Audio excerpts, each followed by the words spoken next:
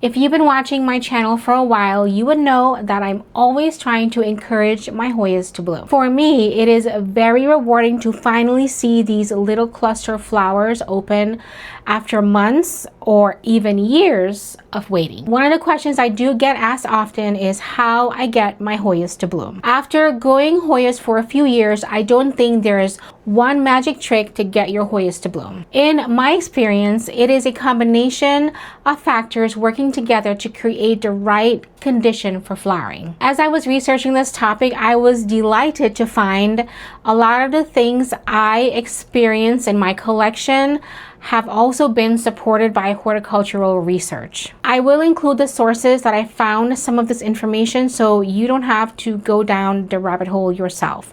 It will be in my video description below. So here's the combination of factors I use to get my Hoyas to bloom. One thing I've noticed in many of my Hoyas for the past like 3 years since I've been in this house do start producing peduncles or even flowers as we move from winter to spring. I think that happens because several factors do improve at the same time. When the days get longer, the light increases and the room gets warmer, and the plants start waking up from slow growth in winter to more active growth in spring. And that happens to me in my plant room so much because a lot of my plants go dormant during winter, and once spring starts coming, it starts waking up, and that produces a lot of peduncles. So there is a benefit to living here in the Midwest. First example I have is my Hoya Australis Lisa. I have a peduncle. You can't really see it. I'll give you some B-roll. Since I'm in the Midwest, it is like spring is still cold for us, and now the room has completely warmed up. There's a peduncle. So this plant, I was hoping that this would transition last year from winter to spring and summer, but it didn't. It did this year. So this is my second year with this plant, and there is a peduncle, and this is one of the Hoyas that I have anticipated blooms from. And since we are now in the first week of summer, I have a peduncle. And I'll keep you posted on that. If I do end up getting root rot on this Hoya, that peduncle will stop growing. So I am paying very close attention to it. This one is the Hoya fungii, and during winter last year, there's a peduncle right over here. So this peduncle developed in winter, and then when spring came, it started growing and was activated. And then once spring came, I got more peduncles. There's actually peduncles kind of all over this plant now. So it's going to be an active bloomer in summer. The smell on this one is very intoxicating for me. So floral and strong in the morning. I can smell it all the way in the bedroom.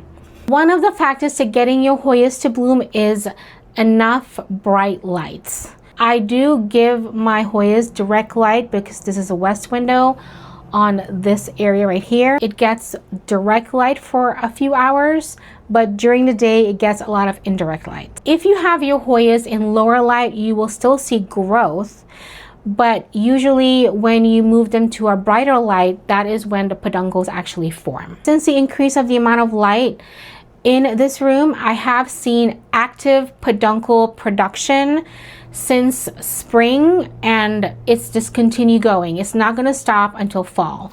So that is one of the things I love about a west window. I get a lot of indirect light, but then I get a burst of bright light, and then it slows down. So it's not like a south window where there's a lot of intense light.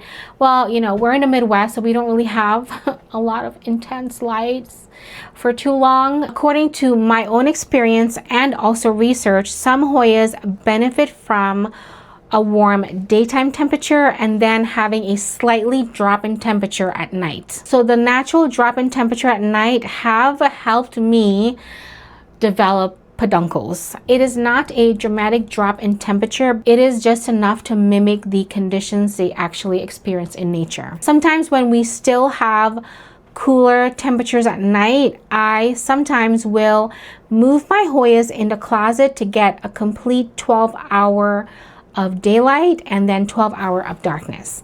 And that has also helped me produce peduncles. Okay, so this one is one of the biggest lessons that I've learned with my Hoyas and a lot of my houseplants. For years, I focused on humidity. I used to think the higher humidity, the better. After dealing with a lot of Hoya root rot during our Midwest winters, I believe it wasn't that simple anymore. After learning about vapor pressure deficit, VPD, it completely changed the way I think about growing my Hoyas. Instead of looking at humidity by itself, I started paying attention to how temperature and humidity can work together. Very high humidity and cooler temperatures can create conditions where the root stays wet for too long. It is actually a recipe for root rot.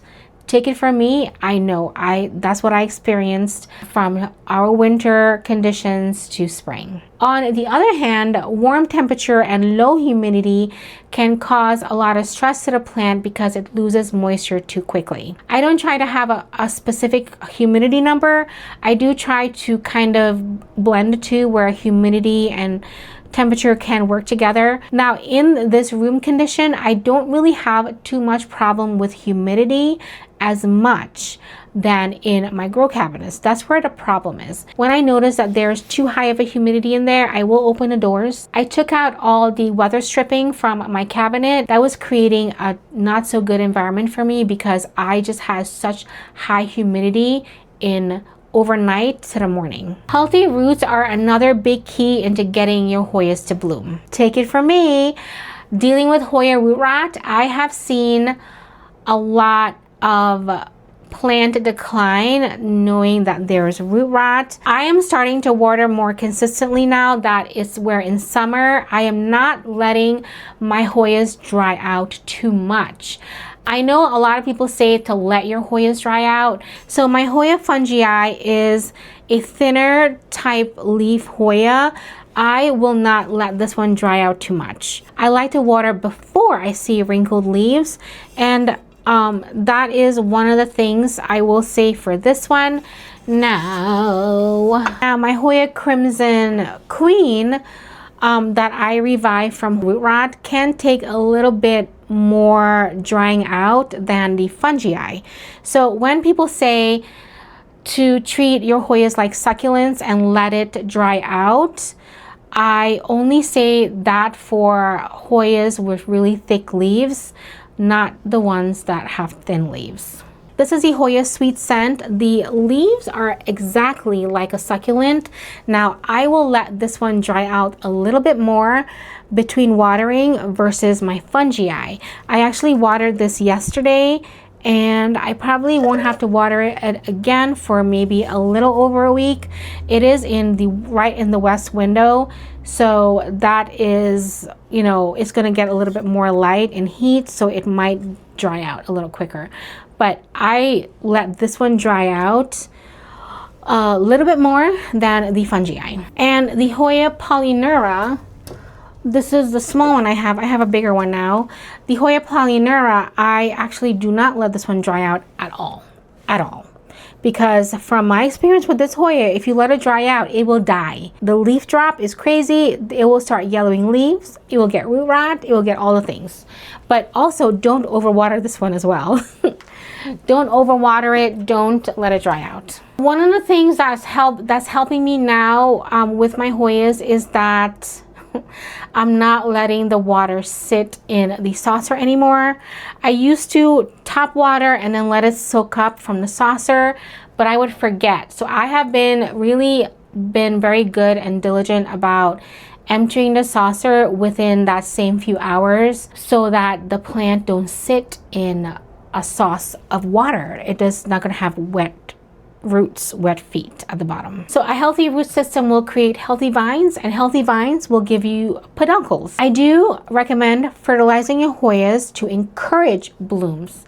It is not what's going to create blooms, it's going to encourage. I do fertilize with Foliage Pro. I also mist my Hoyas with orchid fertilizer on the leaves. The leaves also absorb nutrients, and then sometimes the hardest part is waiting for blooms. I'm still waiting for some of my Hoyas to bloom, like the Crimson Queen. This one. So this one is the one that I recovered from root rot, and I had my big plant and now I had to restart it. So I wanted to get blooms this year, but I've had this one for a long time, since 2022, and I still don't have blooms. But this is the year I am looking to get blooms. I am more intentional about doing a lot of things with this Hoya to activate peduncles. It is in the west window. I have another one I have another one over here. I have another one in the cabinet. Since I had Hoya root rot, I have a little bit more plant. So we're doing some planty experiments with this one, because this is the one where I actually want to get blooms from. This Hoya kind of fills all of the things. It has variegated leaves. It has like that pink leaves coming in and Hoya blooms. So I just want the Hoya blooms on this one.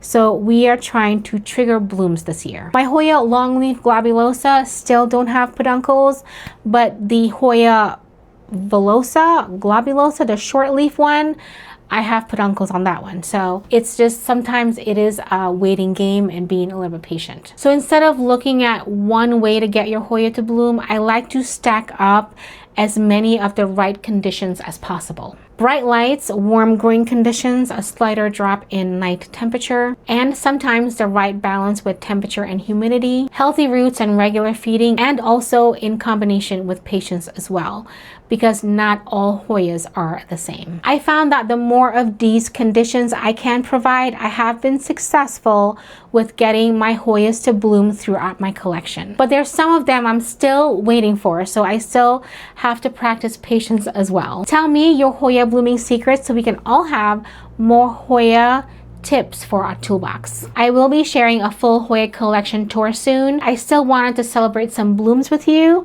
so I'm going to leave you with a little relaxing video celebrating some of my Hoya blooms in the plant room. Enjoy! Thank you so much for hanging out with me. Enjoy the rest of your day, and always remember, you are loved.